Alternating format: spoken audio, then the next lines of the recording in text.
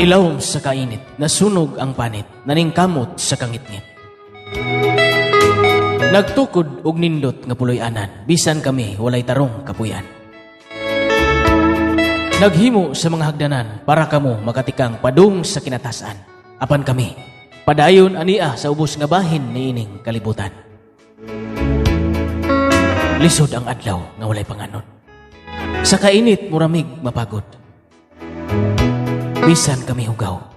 Apan ang among kasing-kasing limpyo. Tungod nanginabuhi kami sa sakto. Mupahiyom bisan ang tiyan kigutom. Ang among gitukod dili lang kini pader kun dili pangandoy. Dili lang kini trabaho kun dili halad. Halad para sa pamilya ug para sa kaugmaon.